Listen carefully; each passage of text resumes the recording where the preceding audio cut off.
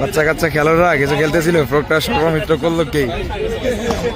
বাচ্চাদের বল নিয়ে গোল দিতেছে।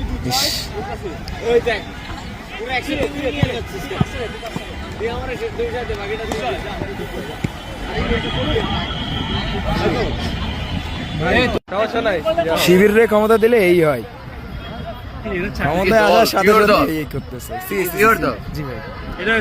আমি সাধারণ শিক্ষার্থী ভাই, চায়না থেকে চলে আসছে তাড়াতাড়ি। হায় রে প্রকটা সর্বমিত্র রে।